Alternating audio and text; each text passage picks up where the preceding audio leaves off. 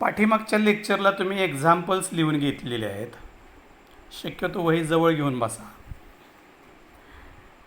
पहिलं एक्झाम्पल आहे, calculate the viscous force acting on A rain drop of diameter 1 millimeter falling with uniform velocity 2 meter per second through air. The coefficient of viscosity of air is 1.8 into 10 raised to minus 5 Newton second per meter square. जो rain drop downward डायरेक्शनला fall होतो एअरमधून, तर त्याच्यावरती exert होणारा viscous force calculate करायचा आहे. त्याची diameter आहे 1 millimetre, velocity terminal velocity 2 metre per second आणि एअरचं असणारं कोएफिशियंट ऑफ व्हिस्कॉसिटी जे आहे 1.8 into 10 raise to minus 5 SI unit. आता स्टोक्स लॉप्रमाणे एखादं स्फेरिकल बॉल जर लिक्विडमध्ये ड्रॉप केलं तर त्याच्यावरती एक्झर्ट होणारा व्हिस्कस फोर्स किती असतो? इट इज इक्वल टू 6 पाय इटा RV. हे इक्वेशन यूज करायचं आहे आपण. वॉटर ड्रॉप डाऊनवर्ड डायरेक्शनला मूव्ह होतो तर त्याच्यावरती एक्झर्ट होणारा viscous force it is equal to 6 into value of the pi, coefficient of viscosity, diameter its half value 0.5 millimetre, convert it into metre 0.5 into 10 raise to minus 3 into 2. Calculations करायची. 6नं 1.8ला multiply केलं, 10.8 number आला. 3.142 तसंच ठेवलं. 10चा वजा 5, 10चा वजा 3, 10चा वजा 8 या दोन नंबरचं मल्टिप्लिकेशन 1 येतं. आता हे दोन नंबर जे आहेत लॉग टेबलच्या सहाय्यानं सिम्प्लिफाय करायचे. 10.8चा लॉग, 3.142चा लॉग, दोन नंबरचं मल्टिप्लिकेशन आहे म्हणून लॉग नंबरची बेरीज केली. ॲडिशनली 1.5306 याचं अँटीलॉग 3393. इथं डिजिट 1 आहे त्यामुळे 2 घरानंतर डेसिमल दिलं. Viscous force is equal to 33.93 into 10 raise to minus 8 newton, किंवा तोच थोडासा कन्व्हर्ट केला. F is equal to 3.393 into 10 raise to minus 7 newton. Second example आहे, a horizontal force of 1 newton is required to move a metal plate of area 10 raise to minus 2 metre square with a velocity of 2 into 10 raised to minus 2 meter per second. When it rests on a layer of oil 1.5 into 10 raised to minus 3 meter thick, find the coefficient of viscosity of the oil. आता या दोन layers आहेत. याच्यामध्ये असणारा thickness जो आहे, ऑइलची layer thickness जो आहे 1.5 into 10 raise to minus 3 metre. इथं टॉप पार्टला असणारी व्हॅलॉसिटी दिलेली आहे 2 into 10 raise to minus 2 metre per second. बॉटमला असणारी व्हॅलॉसिटी आहे 0. दोन्हींच्यामध्ये असणारा व्हिस्कस फोर्स जो आहे 1 न्यूटन आहे. लेयर्स असणारी एरिया जे आहे 10 raise to minus 2 metre square आहे. आता हे जे आहे हे डिस्टन्स आहे आणि व्हेलॉसिटी ग्रॅडियंट जो आहे तो किती येतो? dv is equal to v1 minus v2. Top लेअरची असणारी व्हेलॉसिटी, बॉटमची असणारी व्हेलॉसिटी, त्या दोन्हीमध्ये असणारा डिफरन्स मीटर पर सेकंद. आता या व्हॅल्यूज यूज करायच्या इक्वेशनमध्ये. कोणतं इक्वेशन? तर हा जो आहे कोएफिशियंट ऑफ व्हिस्कॉसिटीचा formula, viscous force per unit area per unit velocity gradient.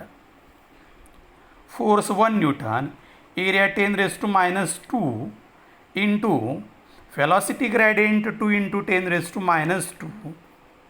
Thickness जो आहे लेअरचा 1.5 इंटू 10 रेज टू मायनस 3. हे डिव्हिजनच्या डिव्हिजनमध्ये मल्टिप्लिकेशनमध्ये 1.5 into 10 raise to minus 3 upon 2 into 10 raise to minus 4, 10 raise to minus 2, 10 raise to minus 2. Simplify केलं. 2 न 1.5ला divide केलं 0.75 10⁻⁻4 वरती गेल्यानंतर 10⁻+4 हे झालं 10⁻+1 यानं मल्टिप्लाय केलं, नंबर आला 7.5 newton second per metre square. It is coefficient of viscosity. Third example आहे, the speed of water is 2 metre per second through a pipe of internal diameter 10 centimetre. What should be the internal diameter of nozzle of the pipe if the speed of water at nozzle is 4 meter per second? दोन पार्टला velocity आणि diameter दिलेली आहे पाईपची. मग दोन ठिकाणी असणारी velocity जी आहे, एका ठिकाणी आहे 2 मीटर पर सेकंद, दुसऱ्या ठिकाणी आहे 4 मीटर पर सेकंद. एका ठिकाणी असणारा डायमीटर दिलेला आहे आणि नॉझलच्या ठिकाणी असणारा डायमीटर डिटरमाइन करायचा आहे. इक्वेशन ऑफ कंटिन्युटी यूज करायचं. Area multiplied by velocity A1V1 is equal to A2V2. आता एरिया जे आहे पाईपचा असणारा क्रॉस सेक्शनल एरिया जो आहे πr². मग पहिल्या ठिकाणी असणारे area πr1² is equal to नॉझलच्या ठिकाणी असणारे एरिया πr2² आता डायमीटर आहे 10 सेंटीमीटर, रेडियस झाली 5 सेंटीमीटर. पाय आणि पाय कॅन्सल केलं, r1चा square 5 into 10⁻² into 2 is equal to r2² into velocity 4. याचा स्क्वेअर केला 25 इंटू 10⁻⁴ इक्वल टू r2² आहे तसंच या 2 गेलं डिवाइड केलं, हे झालं 2 r2² into 2. r2² is equal to 25ला 2 डिवाइड केलं 10⁻⁴ आहे तसंच इक्वल टू 12.5 इंटू 10⁻⁴. दोन्ही साईडला रूट घेतलं, r2 is equal to √12.5 into 10⁻².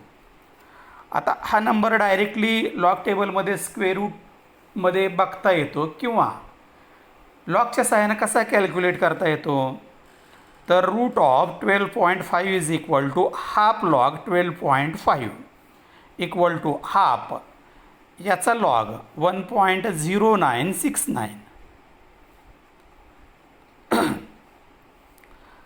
2 divide केलं, नंबर येतो 0.5484. या नंबरनं याला डिवाइड केलं. आता याचा अँटी लॉग बघितला, तो नंबर येतो 3535. आता इथं नंबर 0 असल्यामुळे डेसिमल दिला 1 डिजिट नंतर.